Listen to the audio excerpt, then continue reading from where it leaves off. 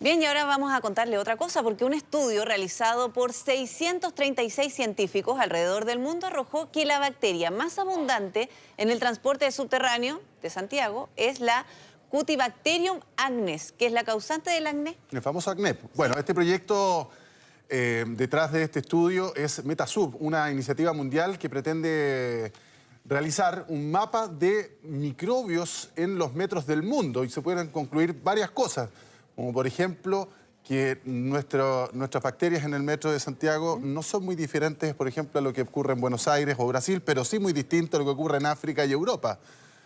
Y así un montón de cosas. Vamos a conversar precisamente con Juan Ugalde, ingeniero en biotecnología de la Universidad del Desarrollo y uno de los científicos que participó en este proyecto. ¿Qué tal? ¿Cómo estás? Muy bien, muchas gracias. Gracias por la invitación. Gracias a ti por venir. Bueno, ¿qué conclusiones, o más bien, cuál es la motivación para realizar este tipo de estudios? Bueno, la motivación de esto es entender la diversidad de los microorganismos que nos rodean. En muchos casos siempre pensamos de microorganismos en ambientes extremos, en desierto, Antártica, a veces en muchos casos con usos industriales. Los microorganismos tienen un rol importante, por ejemplo, en la producción de alimentos fermentados, en diversas cosas. Pero pocas veces nos detenemos a pensar que también en el ambiente que vivimos en el día a día, los microorganismos nos rodean. Encontramos, por ejemplo, en las mesas, en los pisos de acá. Y a partir de esto, en el 2016, surge esta iniciativa de empezar a entender los microorganismos en espacios públicos. Y un espacio de referencia son los metros de las grandes capitales. Ahora, me imagino que esto no es para generar alarma pública, sino que para la gente a lo mejor que tenga conciencia, porque poco se puede hacer si finalmente vamos a seguir conviviendo en esto, o se pueden tomar algunas medidas. En parte, como dices, es para entender qué hay y saber que vamos a convivir con ellos día a día. Por otra parte también, que es el otro enfoque que tiene esto, o la otra patita de este estudio, que tiene que ver un poco con la parte de resistencia a antibióticos. Entonces también podemos entender en qué lugares, quizás qué tipo de superficies, podrían ser un reservorio de estos elementos de resistencia a antibióticos y tratar de eliminar esos que están ahí o entender un poco mejor cómo se van moviendo a través del ambiente y cómo podrían pasar del ambiente a nosotros. Ahora, nosotros tenemos... se encontraron, dice, tengo acá una cifra, dice un total de 61 microorganismos comunes relacionados con problemas habituales en las personas. ¿Cómo convivimos con ellos y de manera efectiva? En el fondo, que sea un beneficio y no sea un problema. Claro, ahora, esos 61 son los que se encontraron como componentes como comunes a todas las ciudades. No necesariamente todos esos son que tengan algún efecto en la salud. Claro. Uno de estos es el ejemplo que se tomó de Cutibacterium agnes, por ejemplo, pero hay otros organismos que aparecen, por ejemplo, Lactobacillus lactis, que es un organismo muy común en la producción de quesos, claro. Entonces, o lácteos o productos fermentados.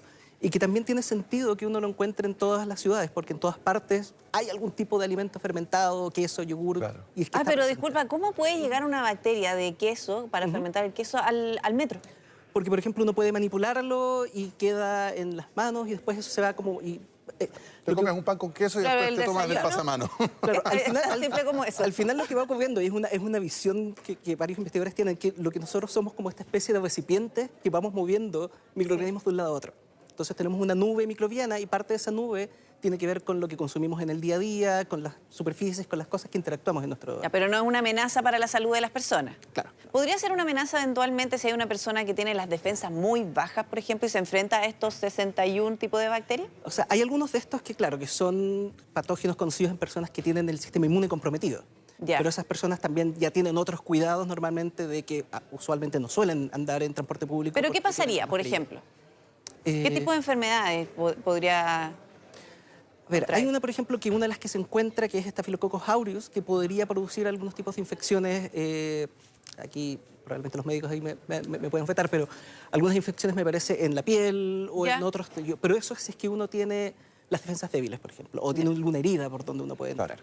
Ahora, entiendo también que las bacterias son vitales para nosotros, desde que tenemos una flora bacteriana o microbiota al interior de nuestro intestino.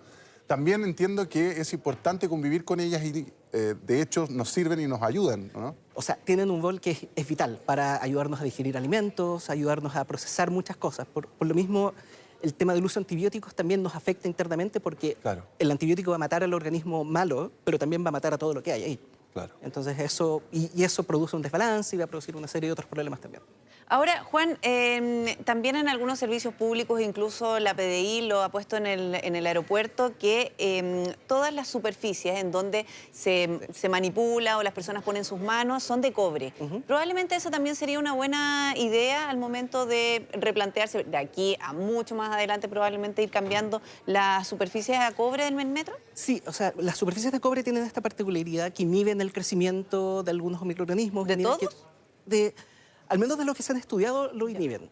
Dentro de los datos que tenemos de este estudio, no lo hemos mirado aún en detalle, pero tomamos algunas muestras de superficies de cobre que hay. Entonces, lo que queremos ver es si es que esta diversidad de organismos y los que están presentes es distinta a superficies que no tienen cobre. Entonces, también eso ayudaría a entender si el cobre tiene, por ejemplo, el efecto que uno espera actualmente y también cómo se mantiene ese efecto en el tiempo, porque quizás el cobre, si uno lo pone hoy día, funciona, pero en 6 meses más esa superficie, con el tráfico, con el movimiento, va perdiendo parte de sus propiedades. Claro. Entonces también Ahora, ¿qué esperan ustedes que haga la autoridad, por ejemplo? Pongamos el caso de Metro con este estudio. En este momento, no mucho. La idea, esto es una fotografía. Esto nos permite comparar Santiago con otras ciudades y ver en qué se parece. Cada ciudad tiene una pequeña huella similar y también son, o sea, una huella y son similares. En el largo plazo, estos son datos que nos van a permitir armar una base de datos. Por ejemplo, tenemos los datos del 2016, que es este estudio. Tenemos muestras que aún no analizamos, 2017, 18, 19. Podemos ir viendo cómo va esto en el tiempo. Y a medida que vamos construyendo una base de datos más grande, podemos empezar a hacer quizás predicciones de cómo van cambiando ciertos microorganismos en el tiempo, en ciertos lugares, entender las superficies de más tráfico, menos tráfico, qué cosas hay que hacer ahí que pueden ser distintas, por ejemplo. Perfecto. Muy bien, Juan, muchas gracias por habernos acompañado. La verdad es que era bien interesante conocer cuál es el objetivo de este estudio para que la gente primero no se alarme. Muchas gracias por la invitación. Que esté muy bien, buenas Gracias, tardes. Juan.